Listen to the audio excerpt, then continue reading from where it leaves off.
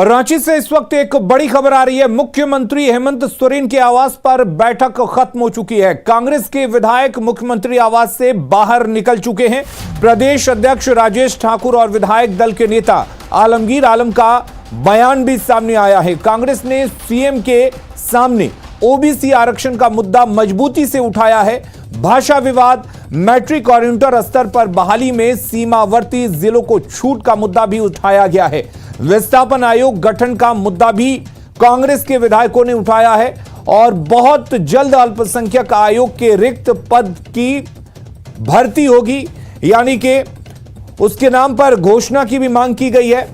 कांग्रेस विधायकों ने अपने क्षेत्र सहित चुनावी घोषणा पत्र का मुद्दा उठाया। जो आरक्षण देने की बात है ओबीसी को, वो बात आई थी सामने और जो बॉर्डरिंग इलाके के लोग हैं वो चाहते हैं कि उनको भी जो 10वीं और 12वीं की परीक्षा में जो बाहर से पढ़ के आते हैं उनके लिए भी वो कह रहे थे। तो उन सारे विषयों को लेकर के जो राज्य की योजनाएं हैं जन जन तक कैसे पहुँचे और कहाँ कहाँ खामियाँ हैं, उन सारी बातों पर चर्चा हुई है। मुख्यमंत्री जी बिल्कुल पूरी तरह से पॉजिटिव है।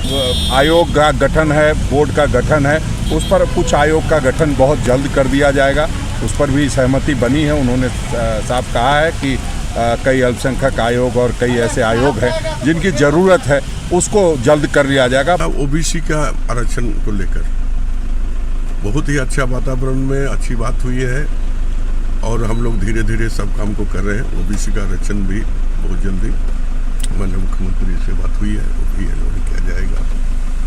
भाषा संबंधी जो भी बात उसका भी चर्चा हुई है और जो है कि विस्थापन का एक मामला है जो सब वर्षों से है, उसका भी निष्पादन किया जाएगा।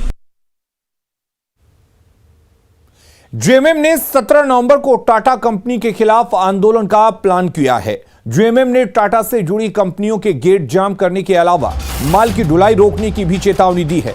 दरअसल टाटा मोटर्स और कमिंस ने कंपनी का जमशेदपुर कॉर्पोरेट ऑफिस महाराष्ट्र के पुणे में शिफ्ट करने का फैसला लिया है।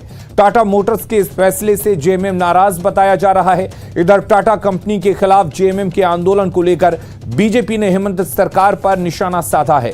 बीजेपी प्रवक्ता ने कहा कि एक तरफ जहां सीएम दिल्ली जाकर उद्योगपतियों को झारखंड में निवेश के लिए आमंत्रित कर रहे हैं, वहीं राज्य में चल रहे उद्योग को राज्य में ही बनाए रखने में विफल साबित हो रहे हैं। बीजेपी ने इसके पीछे ट्रांसपोर्टेशन और ठेके का खेल बताया है।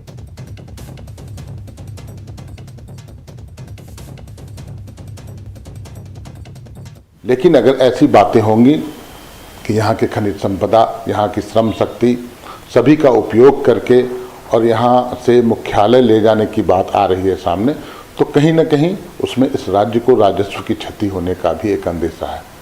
निश्चित तौर पर वैसे सभी काम, वैसे सभी फैसलों के खिलाफत करने का जो काम है वो झारखंड मुक्ति मोर्चा करेगी, जिससे झारखंड और झारखंडियों को नुकसान पहुंचने की संभावना हो। में जो मदर प्लांट है टाटा, जो देश की सबसे बड़ी कंपनी है, उसको हम किसी भी कीमत पर, चाहे किसी तरह का कोई त्याग करना पड़े, किसी तरह का कोई उनको कमी है या रिसोर्सेज में कमी है, तो उनकी सारी पूर्ति की जाएगी। लेकिन हम लोग ये जरूर चाहेंगे कि टाटा, जिसकी पहचान झारखंड से है, वो झारखंड में स्थापित है और झारखंड में ही वो रहे, झारखंड में ही उनका हेडक्वार्टर रहे। तो ये कहीं ना कहीं राज्य सरकार के ऊपर एक करारा तमाचा है।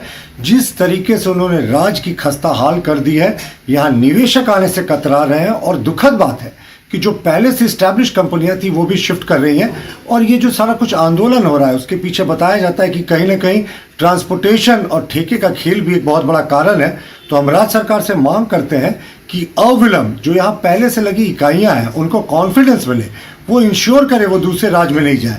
अब बाहर कंपनियां बुलाने जा रहे हैं, वो तो आ नहीं रही, लेकिन यहाँ पहले से लगे उद्योग जरूर जा रहे हैं।